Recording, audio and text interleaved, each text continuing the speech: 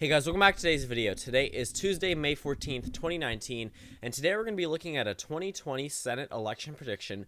It's very early on. Right now we just have very little information about how the races will go in 2020, but we are going to be covering some interesting races for the 2020 Senate elections. Now, of course, these are just as far away as the 2020 presidential election is, but again, we can still always cover it, and there are some states that do hold some interesting results.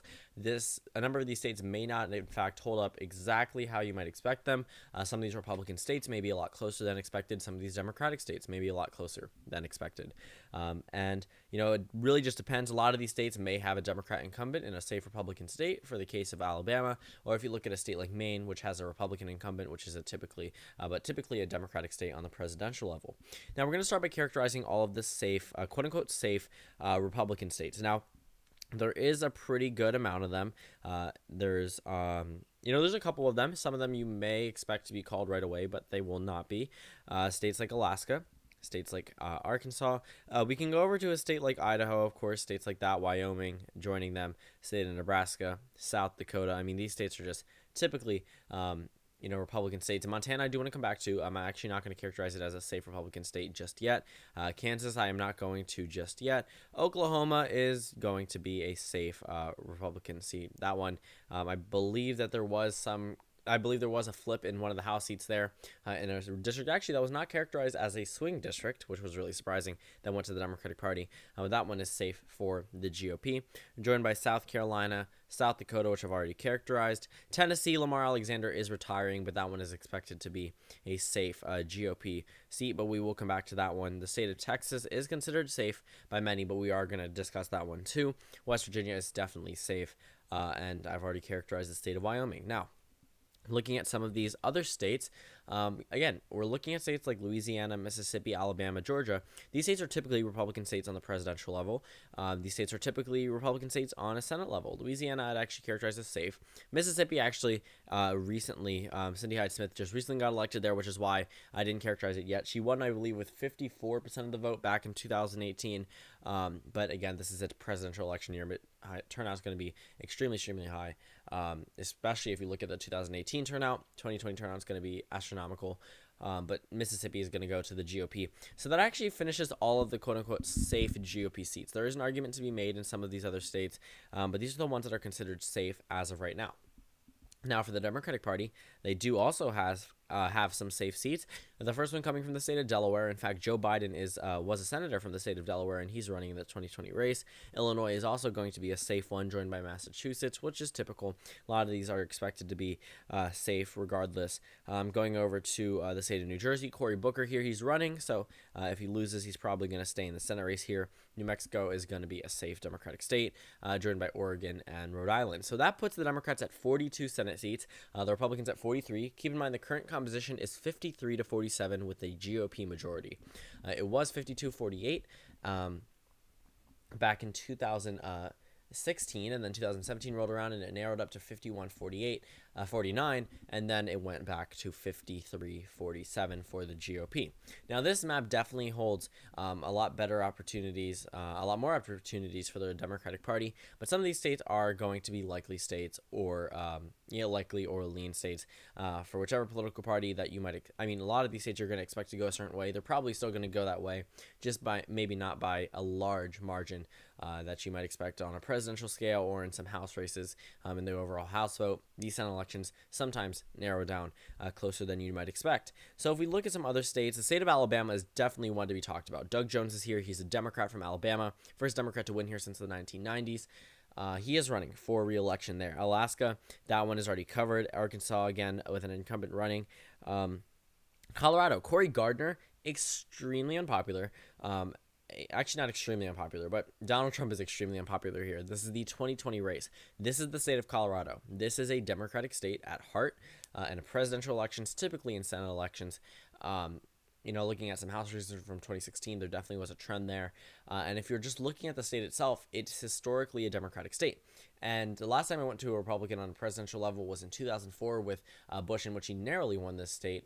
The last time it handily went to a Republican was probably the year 2000, again with Bush again, but just by a larger margin. But typically this is a Democratic state. And if you look at anything, if 2018 and 2016 has taught you anything about Nevada, Colorado, New Mexico, is that they're typically Democratic states. So Colorado is actually going to be my first state that I'm characterizing. I'm going to characterize this one as a lean Democratic state. I really do not like starting off with leans. I just like going from safe, likely to lean to toss up. But for right now, we're just going to keep this one as a lean Democratic pickup, and that's the first pickup of the evening in favor of the Democratic Party, but keep in mind there are some other races here.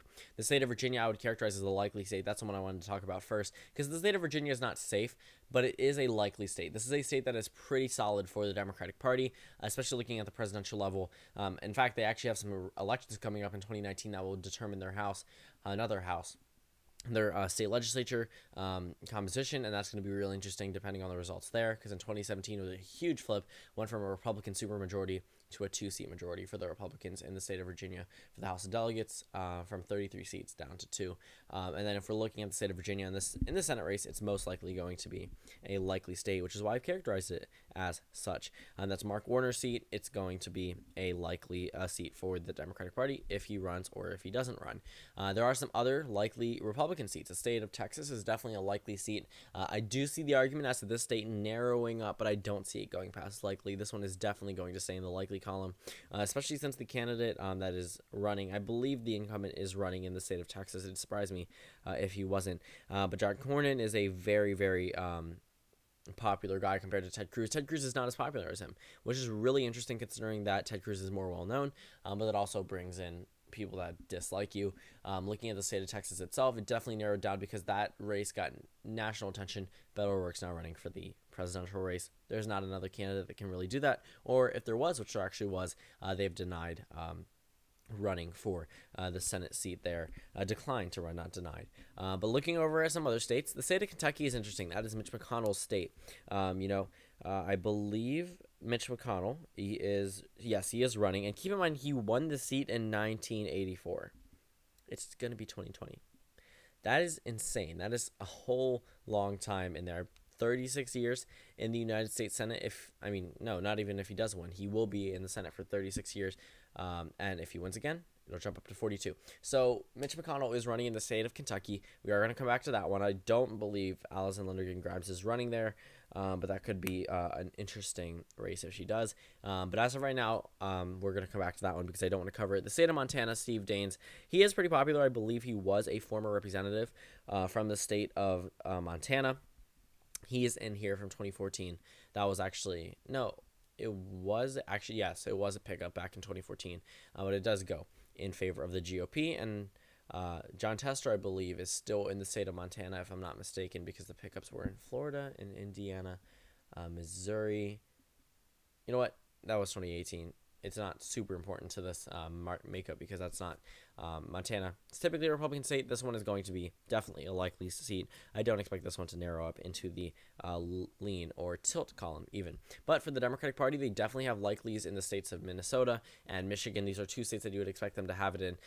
These are states with pretty well-known now, in the case of Tina Smith, well-known incumbents, and they are definitely going to be able to hold on to that base that they had back in 2018 in the midterm elections that actually I believe it was a pickup for the Democratic Party in the state of Michigan. In the governor's race, it was a hold in the Senate in Minnesota, in both Senate races in Minnesota and the Michigan Senate race and the governorship in the state of Minnesota. This state is definitely, these two states alone have definitely taken a lot more shift in favor of the Democratic Party since the 2016 presidential election. As for the state of Kansas, Pat Roberts, I'm not so sure about whether or not he is going to run. Actually, he is retiring, but that one I'm still going to expect to go into the GOP column. I'm going to keep that one into the likely column. So now we're at a tie, 46 Democrats, 46 Republicans. Looking around, there are some other areas that need to be filled in that have not been covered yet. The state of New Hampshire, I'd actually put that one in the likely column. I do think that the state of New Hampshire is going to be won by a likely column, by a pretty good amount. Jeanne Shaheen is running pretty much against a nobody. The state of New Hampshire, as of right now, would be characterized as a likely Democratic state. Going over to the state of Maine, we need to come back to that one because it's a pretty important state for this election, because it's a Democratic state. And, Suzanne Collins, although she's extremely popular, her popularity has narrowed down just a tad bit, especially with her voting in favor of President Trump on a couple of things. And that's one thing that really would knock her base down. But I personally do not expect her to lose. But we're going to come back. Actually, we can characterize it now.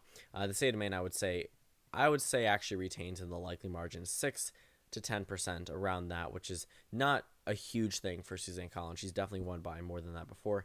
But that's just how it's going to be for right now. And then looking over to the states like Iowa, the state of Iowa right now, I believe the state of Iowa has Joni Ernst. I'm pretty sure she came in back in 2014. That is definitely going to be a close race. As of right now, I'm going to leave that one in the lean GOP column. I think that she's going to narrowly edge it out there. State of Kentucky as well. I can actually see Mitch McConnell narrowly winning there, but I don't think it's going to be a blowout or a likely win. I think that it is going to narrow down. But the Democratic Party, I do think that Mark Kelly is going to narrowly win in the state of Arizona, and that's going to be another pickup for the Democratic Party. But looking at the Democrats, if we're looking around to areas that they really need to win in, if we're looking at the state of Georgia, it doesn't seem too likely. We currently have an incumbent, David Perdue, who is running. He came in 2014, so that's expected. I expect him to win there by a lean margin. I do think it will narrow down because it is a presidential election, but it is going to be still a win for the GOP regardless. Another 6 years for them there. Tom Tillis is also going to be running in the state of North Carolina. That one's definitely going to be pretty close, but I do expect that one to go into the lean Republican column, and that leaves the Republican Party with a majority. So in this scenario, let's say Trump wins the election. If they were at 50, they would have had the majority. But if Biden won the election, or Sanders won the election, or whichever Democrat wins the nomination wins the election, then it would be 50 to 50 if that's how it's going to end up, and that would be a majority for the Democratic Party. But now the Republicans have the majority without the vice president. And Alabama, I'd actually characterize as a tilt GOP state. I actually think that one is definitely going to be very, very close and going to be a race to watch. So that one we really want to keep an eye on. But that finishes our 2020 Senate map. 52 Republicans, 48 Democrats, one pickup for the Democratic Party. They definitely can do better than this. They definitely can do worse than this. It really just depends. Numbers do change. This is not absolute. So thank you guys for watching this video. Comment down suggestions below, and I will see you all tomorrow.